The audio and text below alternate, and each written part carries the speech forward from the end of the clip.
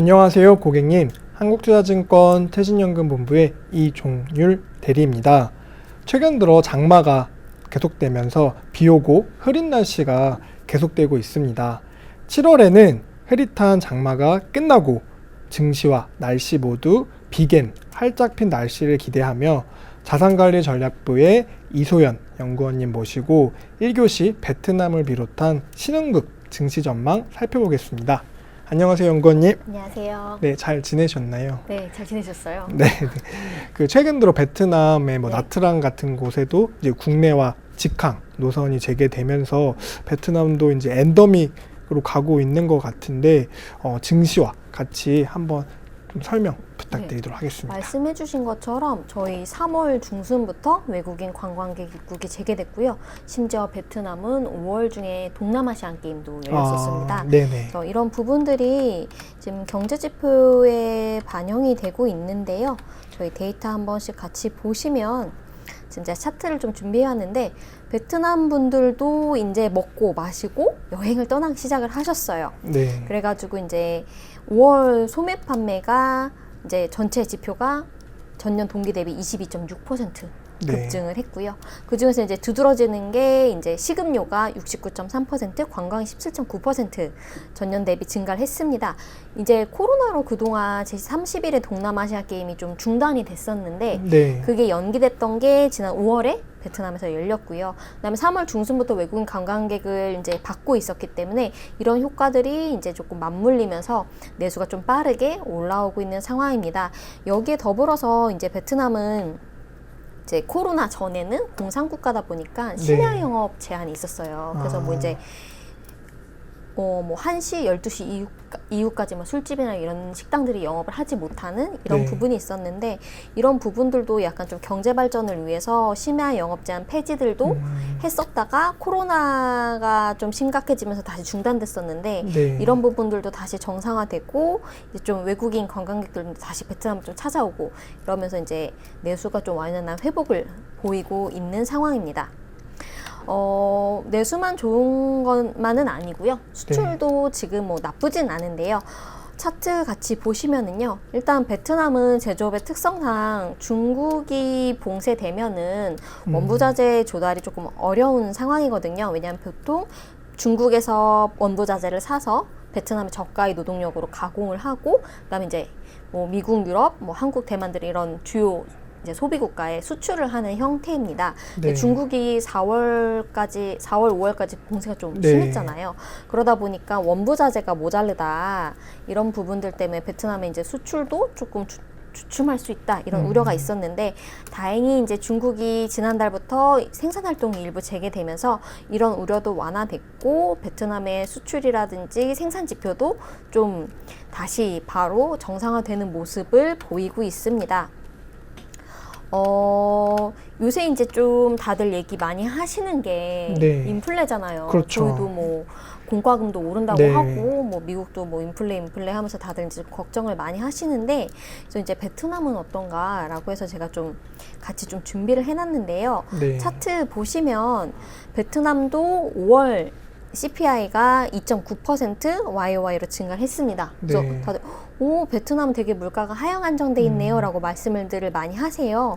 베트남은 중앙은행의 목표치가 이제 2에서 4% 내에 통제를 하는 거고 아직까지 5월 기준으로 2.9% 밖에 안 됐기 때문에 통화정책 전환을 이야기는 아직 안 나오고 있는 상황이고요.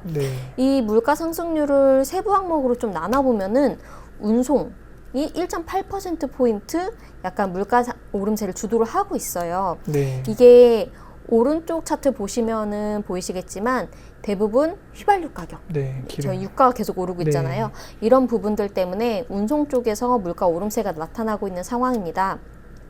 지금 베트남 정부는 이런 부분들 때문에 뭐 석유, 휘발유에 붙는 환경세이나 이런 부분들을 지금 정책적으로 대응을 하고 있지만 이게 뭐 정책 대응 같은 경우에는 솔직히 완전한 해결책이 아니잖아요. 결국에는 글로벌 유가가 좀 안정돼야지 이런 부분이 해소가 될 텐데 연말까지 계속 물가가 이제 원자재를 중심으로 상승 압력이 남아 있다라고 하면은 결국에는 베트남도 3분기에서 4분기 사이에 4분기 정도에는 중앙은행의 목표치 4% 3%를 터치하거나 3% 후반대에 머물면서 네. 이제 금리 인상에 대한 이야기가 나오기 시작할 것 같습니다. 그래서 아직까지 베트남은 뭐 그렇게 다른 신흥국처럼 물가 상승률에 대해서 걱정할 정도는 수준은 아니다. 아니다. 조금 네. 천천히 통화 정책이 전환될 것이다 라고 보시면 될 것 같아요. 그래서 요새 베트남 주시장 보시면 이제 뭐 워낙 글로벌 주시장이 안 좋으니까. 안 좋다 보니까 베트남도 좀 같이 맞물려서 안 좋아지고 있는 상황입니다. 그래서 베트남도 지금 1200에서 계속 이제 이게 지지선인지를 테스트하고 있는 구간이고요. 지금 그나마 좀 베트남 주시장에서 긍정적인 소식이 이제 2가지 정도 들려서 제가 좀 정리를 해왔습니다. 우선 베트남도 한국의 동학개미운동처럼 2020년 3월 이후로 로컬 개인 투자들 주식시장에 진짜 많이 참여를 했어요. 거기도 약간 좀 하나의 사회 현상으로 좀 불릴 정도로 네. 많이 들어왔었고요. 근데 이 2020년 3월 이후에 주식시장에 입문한 이 주린이들은 처음으로, 하락장을 네. 겪어본 적이 없는 거예요. 그러다 보니까 이번 하락장에서 약간 좀 패닉 매도를 많이 좀 한 상황이고요. 또한 베트남 주시장 특성상 로컬 개인 투자자들은 마진 매매를 많이 하는데 이게 주시장이 한번 좀 방향이 꺾이다 보니까 마진 반대 매물이 출회되면서 베트남 주시장의 좀 조정 폭이 조금 더 커졌던 상황입니다. 근데 이 차트 보시면은 이게 파란색이 외국인이고 회색이 로컬 개인이 사는 물량이거든요. 네. 보시는 것처럼 이번 하락장에서 외국인들은 로컬 개인이 사는 거를 다 지금 받아서 받아주고, 매물을 소화하고 네. 있는 상황이거든요. 그래서 오랜만에 외국인들이 베트남 주식시장에 지금 다시 들어오고 있다는 거. 이런 부분들이 약간 조금 베트남 주식시장의 상승 전환 역할을 해주지 않을까라고 기대를 하는 첫 번째 요인이고요. 다음 두 번째는 이제 신용등급 상향입니다. 오랜만에 신용등급 이야기가 나왔어요. 베트남 이제 3대 신평사인 S&P는 베트남 국가신용등급을 BB에서 BB 플러스로 상향 조정을 했습니다. 이게 이제 이렇게 이야기를 한 이유가 배경이 이제 외국인 직접 투자 자금이 지속적으로 유입되고 있고, 그다음 네. 베트남 정부의 재정 관리가 다른 신흥 국가보다는 굉장히 양호하다라는 게 그 등급 전망의 배경이고요. 보통 3대 신평사들이 대부분 비슷하게 좀 조정을 하기 때문에 네. 추가로 무디스랑 피치도 등급 상향을 조정할 가능성이 높아졌습니다. 예, 이런 부분들이 주시장에 약간 좀 위축된 투자 심리를 좀 풀어주는데도 긍정적으로 영향을 끼치고요.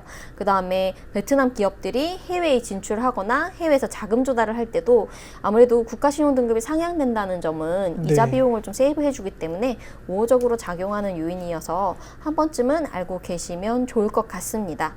그래서 베트남 주식시장은 최근에 이런 모습을 보이고 있고요.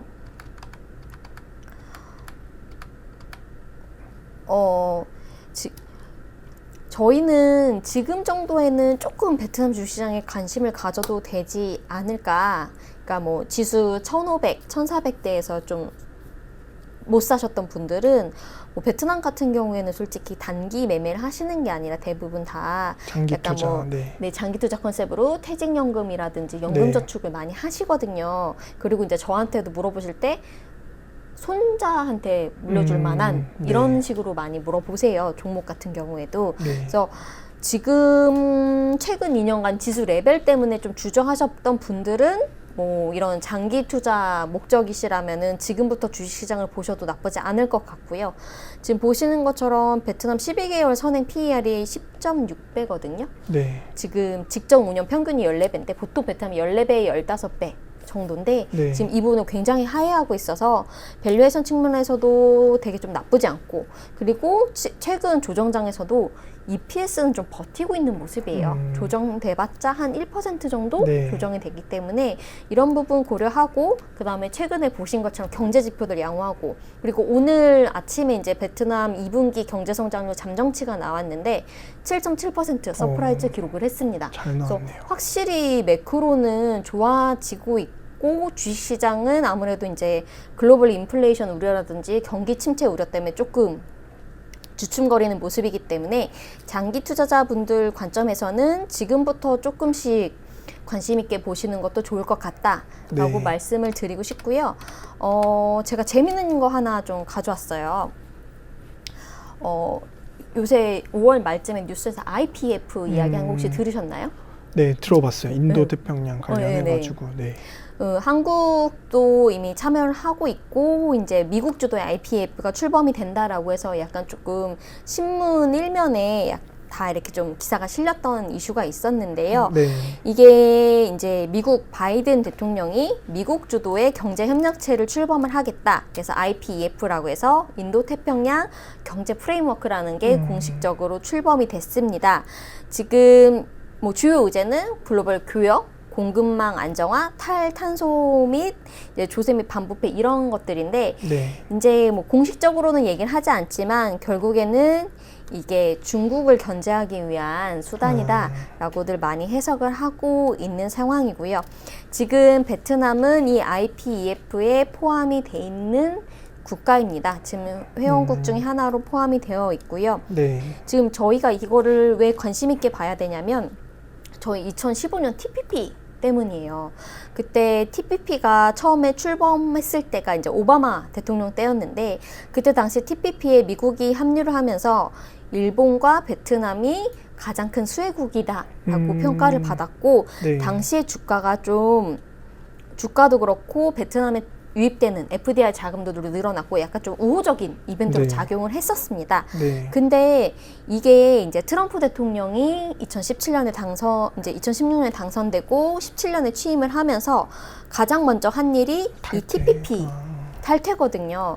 그래서 이제 TPP 탈퇴를 한 다음에 이제 뭐 아시는 것처럼 미중 무역 분쟁이 네. 뭐 전개됐었고요. 그래서 이 부분에서 이제 TPP를 약간 조금 뭐 여러 규정들을 손봐서 일본이 주도해서 CPTPP라는 형태로 현재는 이미 발효되어 있는 상황입니다. 하지만 CPTPP 옛날 TPP의 핵심은 미국이 참여한다는 거였거든요. 미국이 빠지면서 약간 그냥 약간 그렇게 크게 뭐 매력적이거나 임팩트 있지 않은 그런 FTA로 끝났고요. 지금 베트남 같은 경우에 그 CPTPP에 이미 남아 있어서 거기에도 들어가 있고, 그다음에 RCEP라고 해서 이제 중국이 주도하는 경제 협력에도 들어가 있고 이번에 IPF까지 들어가는 상황입니다. 네. 근데 이게 베트남의 전체 수출액, 연간 전체 수출액 중 약 29%가 미국 향이에요. 네. 만약에 지금 IPEF에서 어떤 경제적 효과를 뭐 줄 것이다라고 약간 좀 공식화되거나 명문화된 건 아직 없어요. 초기 출범 단계이다 보니까. 네. 하지만 미국으로 나가는 것들이 관세가 인하가 되거나 면제된다면 이거는 굉장히 좀 효과가 크거든요. 그러면 이제 베트남 입장에서는 유럽, 미국, EU, 미국, 이제 일본, 한국, 대만, 중국 웬만한 그런 주요 소비국이랑은 대부분 다 관세적으로 인하가 되거나 면제가 되는 상황이에요. 네. 그렇기 때문에 이 부분들이 이제 좀 가시화될 때마다 베트남 주식시장에도 긍정적인 효과를 좀 불어 넣을 수 있기 때문에 저희가 좀 관심을 갖고 업데이트를 할 필요가 있을 것 같습니다. 네.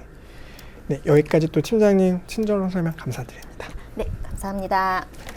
네.